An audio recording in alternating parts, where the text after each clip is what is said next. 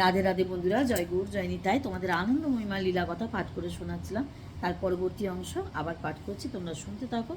আশা করি তোমাদের সকলের ভালো লাগবে। আমরা পূর্বে লক্ষ্য করেছি জ্যোতিষচন্দ্র আনন্দময়ী মাতাকে পায়ের উপর জ্বলন্ত কয়লা রাখলেও তার কষ্ট হবে কিনা এই প্রশ্ন করে কীরকম বিপদে পড়েছিলেন তিনি। ভোলানাথও একদিন এই একই রূপ ভুল করে বসেন। সহভাগে অবস্থানকালে আনন্দময়ী মাতা অধিকাংশ সময় ভাবে তন্ময় হয়ে থাকতেন। তার এরূপ অবস্থায় মশলা বাড়তে কষ্ট হবে মনে করে কোনো এক কথা প্রায় তার নিজের বাড়িতে এখানটা ভুল বললাম, লাইনটা ভুলিয়ে গেছিল। কোনো এক ভক্ত প্রায় নিজের বাড়িতে তৈরি করা মশলা এনে মাতাকে দিতেন। এইভাবে একদিন মাতার জন্য লঙ্কা বাটা নিয়ে আসেন।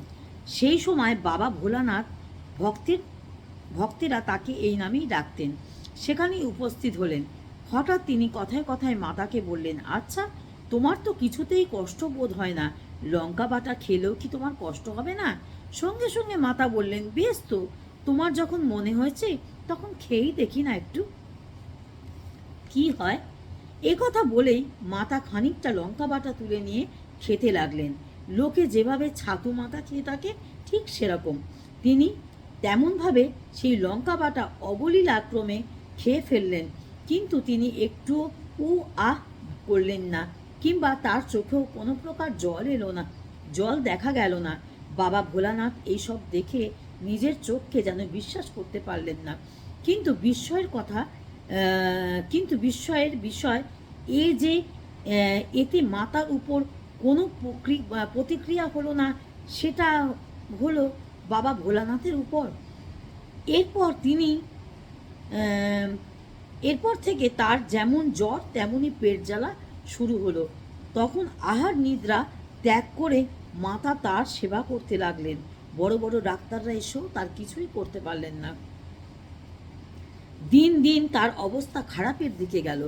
এখন আমাদের মনে প্রশ্ন জাগে যে আনন্দময়ী মা ইচ্ছা করলে এক নিমেষের মধ্যে তাকে আরোগ্য ঘটাতে পারতেন। তা তিনি তার সেবা করতে লাগলেন। তিনি তাকে ভালো করে দিলেন না, তিনি তার সেবা করতে লাগলেন। কিন্তু কেন? সম্ভবত প্রায়দ্ধ ভোগের ব্যাপারে তিনি হস্তক্ষেপ করতে চাননি। তাছাড়া মাতার ঐশী ক্ষমতা কথা জেনেও বাবা ভোলানাথ যে প্রকার নির্দয় কৌতূহল প্রকাশ করেছেন তাতে মূর্খতাই প্রকাশ পায়। আমরা এরকম মনে করতে পারি, যদিও আমাদের কোনো প্রকার মত প্রকাশ করাটা সঙ্গত নয়। যাই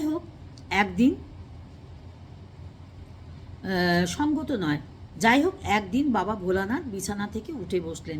তার মধ্যে নিদারুণ বিকারাবস্থা দেখা দিল। সেখানে উপস্থিত আত্মীয় স্বজনেরাও কাঁদতে লাগলেন। আনন্দময়ী মা তখন মাতার মুখ থেকে হঠাৎ এক কথা বের হলো, তোমাকে কতবার বলেছি এ শরীরটাকে পরীক্ষা করে নাও, তাও তো তুমি এ কাজ করো। তখন বাবা ভোলানাথ বললেন, কথা দিচ্ছি এমনটা আর কখনো করব না। এভাবেই তিনি মায়ের শরণাগত হলেন। আমাদের ভক্তি আমাদের মনে, কারোর যদি কোনো মনে ভক্তি থাকেন বা তিনি যদি সাধক সাধিকা হন, বা তাকে পরীক্ষা করাটা আমাদের কারোরই উচিত না। এটাই আনন্দময়ী মার প্রতি মুহূর্তে কিন্তু সকলকে শিক্ষা দিয়েছেন, প্রতি মুহূর্তে কিন্তু বুঝিয়ে দিয়েছেন। অতএব যার ভক্তি তার সাধক সাধিকাদের তো পরীক্ষা নেওয়া একদমই উচিত নয়, কারোরই, কোনো মানুষেরই নয়। নিজের ভক্তি নিজের মনের ভেতরে থাকাটাই উচিত। তোমরা সঙ্গে থাকো, সাথে থাকো, পরবর্তী ভিডিও নিয়ে আবার আসবো। রাধে রাধে, জয় গৌর জয় নিতাই।